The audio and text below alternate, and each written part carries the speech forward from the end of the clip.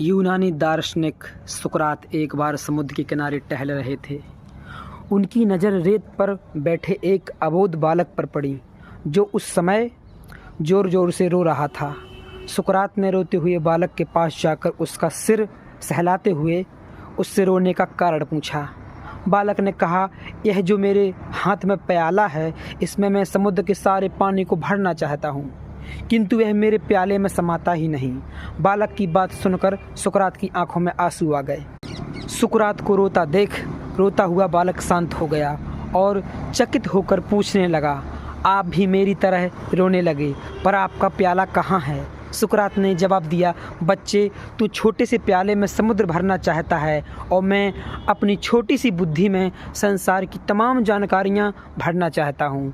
बालक को सुकरात की बातें इतनी समझ में आईं यह तो पता नहीं, लेकिन 2 पल असमंजस में रहने के बाद उसने अपना प्याला समुद्र में फेंक दिया और बोला, सागर, यदि तू मेरे प्याले में नहीं समा सकता तो मेरा प्याला तो तेरे में समा सकता है। बच्चे की इस हरकत ने सुकरात की आंखें खोल दी।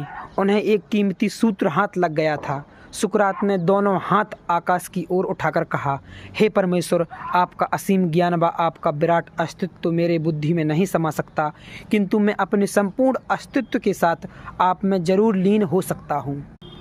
दरअसल सुकरात को परमात्मा ने बालक के माध्यम से ज्ञान दे दिया।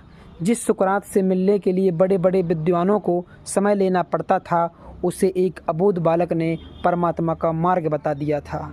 असलियत में परमात्मा जब आपको अपनी शरण में लेता है, यानी जब आप ईश्वर की कृपा दृष्टि के पात्र बनते हैं, तो उसकी एक खास पहचान यह है कि आपके अंदर का मैं का भाव मिट जाता है।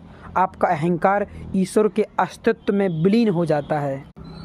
मैं का भाव छूटते ही हमारे समस्त प्रकार के पूर्वाग्रह, अपराध बोध, तनाव, व्यग्रता और विकृतियों का ईश्वर चेतना में रूपांतरण हो जाता है।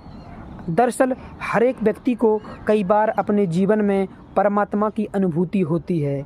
जितना हमारा जीवन सहज, सरल व पावन पवित्र होता जाता है, उतना ही परमात्मा प्रसाद स्वरूप हमारे जीवन में समाहित होता जाता है। राधे राधे।